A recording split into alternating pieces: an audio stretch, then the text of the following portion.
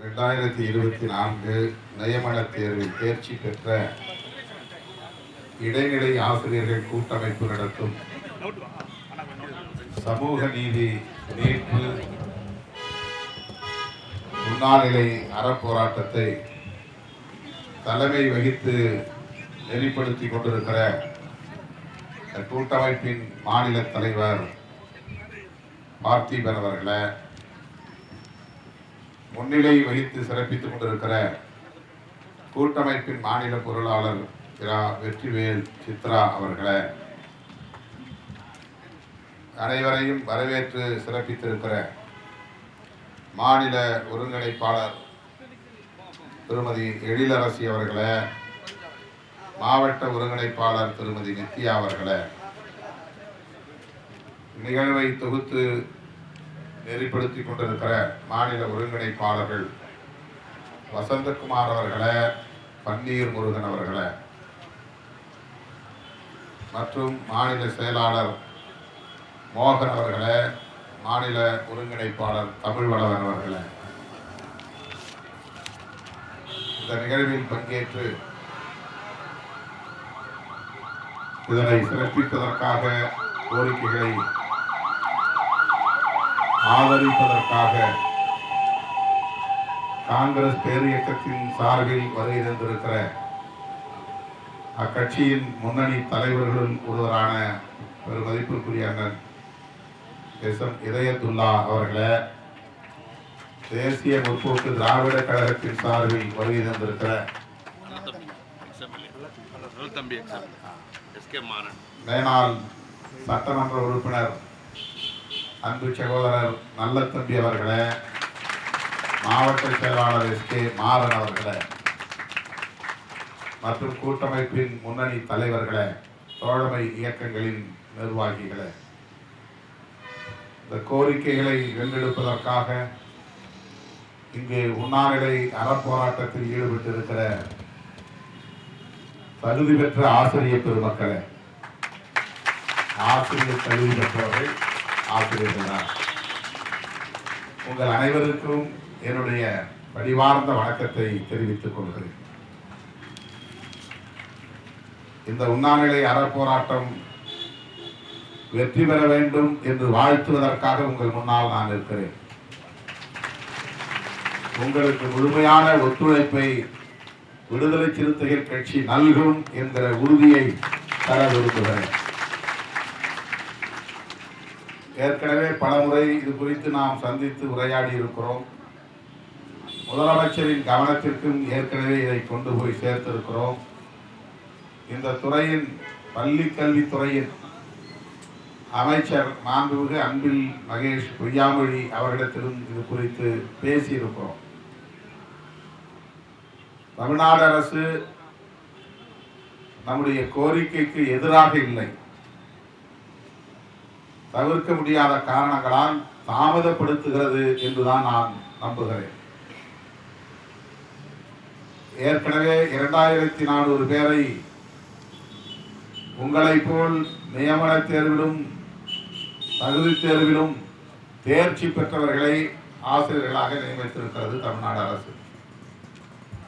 ஆனால் கூடுதலாக காலி இடங்களை அறிவித்துவிட்டு அதில் பாதி இடங்களில் தான் அந்த நியமனம் நடந்திருக்கிறது என்கிற கருத்தை இங்கே தமிழ்வளவன் உள்ளிட்ட பலரும் பதிவு செய்தார்கள்.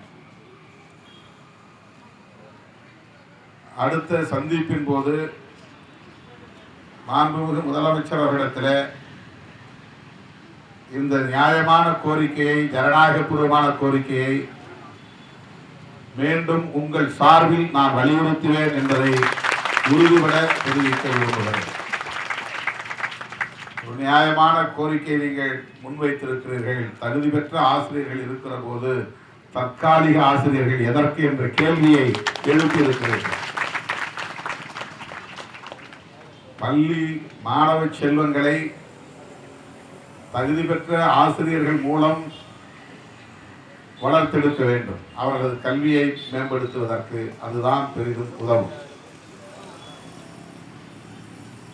எலிஜிபிலிட்டி டெஸ்ட் என்கிற தகுதி தேர்வை எழுதி தேர்ச்சி பெற்றதோடு மட்டுமில்லாமல் நியமன தேர்விலும் தேர்ச்சி பெற்ற நிலையில் இவர்களை விட வேறு யார் தகுதியானவர்களாக இருக்க முடியும்? இது நியாயமான ஒரு கேள்வி.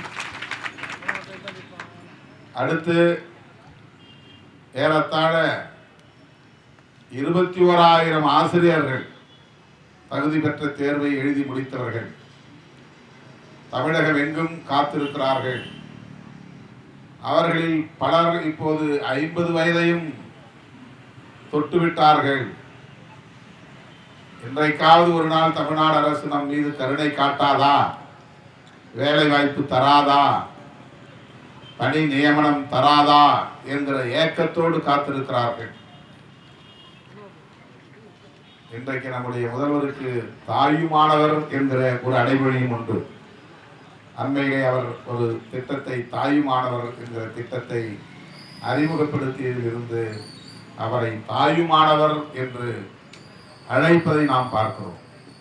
ஆகவே தாயுள்ளத்தோடு இந்த கோரிக்கையை அவர் பரிசீலிப்பார் என்று நான் பெரிதும் நம்புகிறேன். இந்த போராட்டத்தில் ஏராளமான தாய்மார்கள் பங்கேற்றிருப்பது இந்த போராட்டத்திற்குள்ள சிறப்பு. ஒரு சின்னஞ்சிறு பிஞ்சு குழந்தை எங்க அம்மாவுக்கு வேலை வேணும், அதுபோல இங்கே வந்திருக்கிற தாய்மார்களுக்கு வேலை வேண்டும்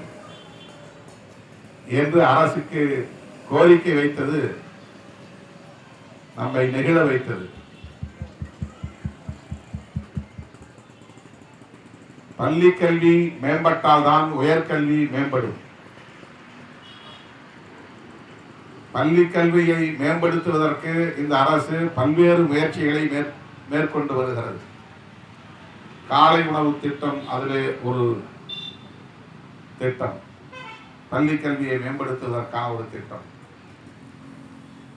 பிறகு பள்ளி குழந்தைகளுக்கு, பெண் குழந்தைகளுக்கு உதவித்தொகை வழங்குகிற திட்டம். இவையெல்லாம் பள்ளி கல்வியை ஊக்கப்படுத்துவதற்கான, மேம்படுத்துவதற்கான அரிய முயற்சி என்பதிலே யாருக்கும் மாற்று கருத்து இல்லை. ஆனால் இவை எல்லாவற்றையும் விட தகுதியான ஆசிரியர்கள் நியமனம் செய்வது முக்கியமானது. தகுதி பெற்ற ஆசிரியர்களை நியமனம் செய்வது முக்கியமானது. மாணவர்களின் எண்ணிக்கைக்கு ஏற்ப ஆசிரியர் பெருமக்கள் விகிதாச்சார அடிப்படையில் இல்லை என்பது நாம் ஏற்றுக்கொள்ள வேண்டிய ஒரு கசப்பான உண்மையும் கூட. ஆகவே தேவையான ஆசிரியர்களை நியமனம் செய்வதன் மூலம்தான் பள்ளி கல்வியை மேம்படுத்த முடியும்.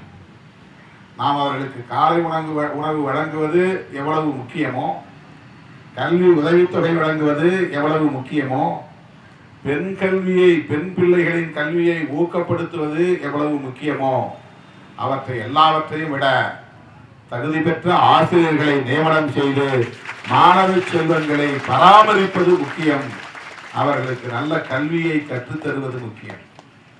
எனவே மாண்புமிகு முதலமைச்சர் அவர்களின் கவனத்திற்கும், மாண்புமிகு பள்ளி கல்வித்துறை அமைச்சர் அவர்களின் கவனத்திற்கும் உங்களில் ஒருவனாக இருந்து நான் எடுத்துச் செல்வேன், அதை வலியுறுத்துவேன். அதை வென்றெடுப்பதற்கு